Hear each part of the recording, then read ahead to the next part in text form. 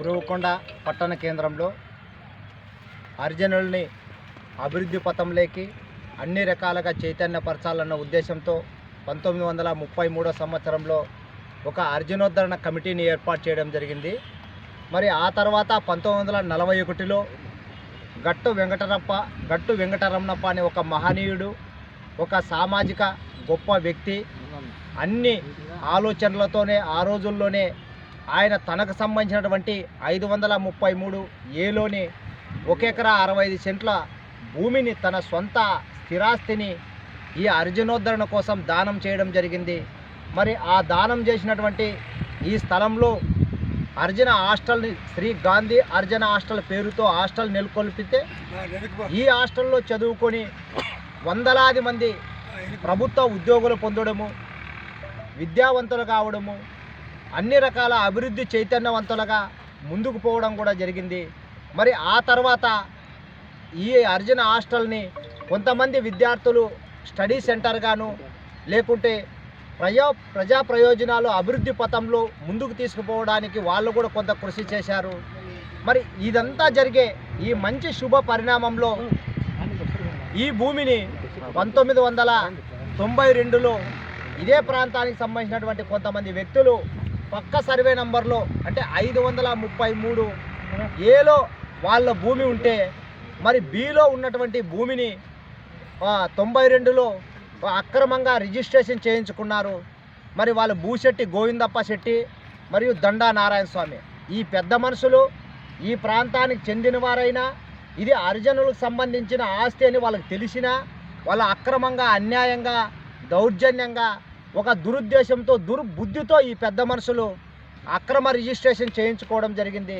మరి ఈ అక్రమ రిజిస్ట్రేషన్ని ఇక్కడున్నటువంటి కొంతమంది దళిత గిరిజన ప్రజా సంఘాల నాయకులు కావచ్చు, విద్యావంతులు, ఉద్యోగస్తులు అయినటువంటి కొంతమంది ఈ అక్రమ రిజిస్ట్రేషన్ గమనించి ఇది అన్యాయము, ఇది హరిజనులకు సంబంధించినటువంటి ఆస్తిని మీరు ఎట్లా రిజిస్ట్రేషన్ చేయించుకుంటారని చెప్పేసి వారిని గట్టిగా నిలదీయడం కూడా జరిగింది. మరి ఇదే స్థలంలోని కొంత భూమిని లీడ్ క్యాప్కు కూడా కేటాయించారు.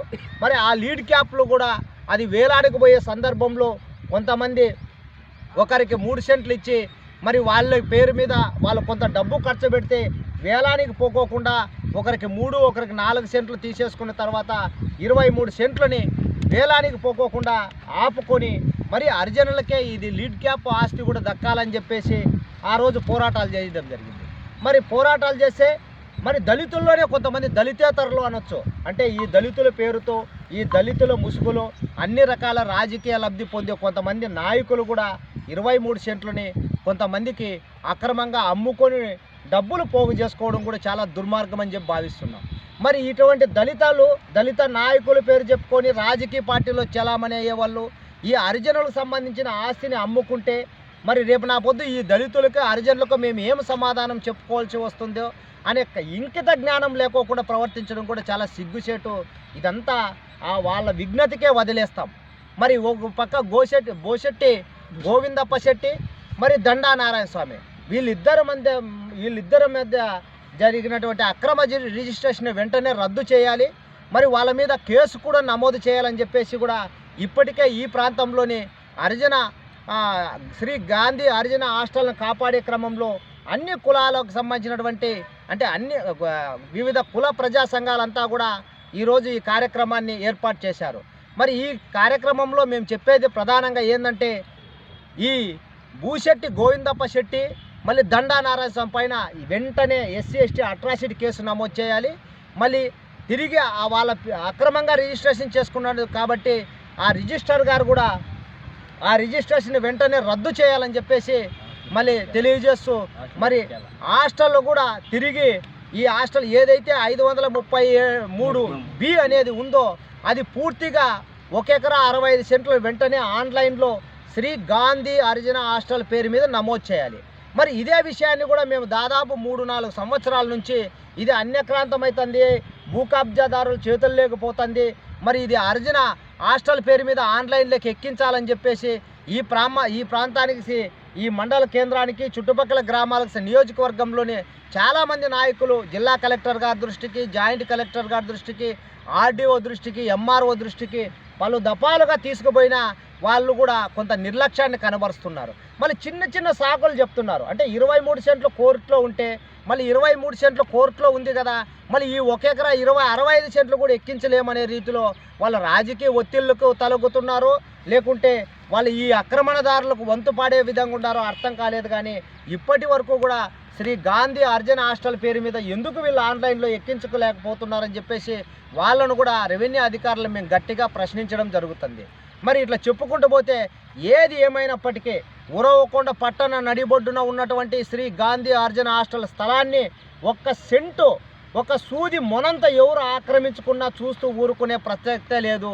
వాళ్ళ మీద కఠిన చర్యలు తీసుకునే విధంగా మేము ప్రజాస్వామ్యబద్ధంగా ఆ రోజు గాంధీ గారు అర్జునోద్ధరణ కోసం ఈ గట్టు వెంకటరమణప్ప గారు ఎలా దానం చేశారో వాళ్ళ స్ఫూర్తి వాళ్ళ ఆశయాలు తెలుసుకున్నాము. బాబాసాహెబ్ అంబేద్కర్ అడుగుజాడల్లో భారత రాజ్యాంగంలో లోబడినాం కాబట్టి మేము ఇంకా మర్యాద ఇచ్చి ఇట్లా మాటలతోనే సరిపెడుతున్నాం. లేదంటే ఈ నియోజకవర్గంలోని హరిజనులంతా ఏకమైతే ఈ భూశెట్టి గోవిందప్ప శెట్టి ఈ దండా నారాయణ స్వామికి ఏ గతి పడుతుందో ఒకసారి వాళ్ళే ఆలోచన చేసుకోవాలని చెప్పేసి కూడా మేము వాళ్ళని హెచ్చరించే విధంగా కూడా తెలియజేస్తున్నాం. ఇంతటితో ఆపుతామనో లేకుంటే ఏదో మాటలు చెప్పి ఏదో స్థలంలో ఏదో క్లీన్ చేసినారు, ఏదో ఫెన్సింగ్ చేసినారు, ఏదో ఏం చేసుకోలేరులే అని మా మధ్య విచ్ఛిన్నం చేసి విభజించు పాలించనే పద్ధతిని కూడా వాళ్ళు ప్రవేశపెట్టాలని చూస్తున్నారు. అది మీ పగటి కళ. ఎప్పటికీ ఎస్సీ ఎస్టీలు అనేటోళ్ళు ఏకమవుతారు. అందులో ఈ శ్రీ గాంధీ అర్జున హాస్టల్ని కాపాడుకోవడానికి నియోజకవర్గంలోని దళితులంతా కలిసికట్టుగా ఉండి తీరుతారు, ఉంటారు, కాపాడుకుంటారని చెప్పేసి కూడా మరోసారి తెలియజేయడం జరుగుతుంది. ఈ కబ్జాదారులు ఎవరైతే ఉన్నారో వాళ్ళ వెంటనే ఈ నియోజకవర్గంలోని దళితులకి బేషరతుగా క్షమాపణ చెప్పాలి. మా తప్పును మేము ఒప్పుకుంటున్నాము, ఇంకోసారి ఇట్లాంటి తప్పు మేము చేయమని చెప్పేసి నియోజకవర్గంలోని హరిజనులందరికీ వీళ్ళు ఖచ్చితంగా క్షమాపణ చెప్పాల్సిందే అని కూడా మేము డిమాండ్ చేస్తున్నాం.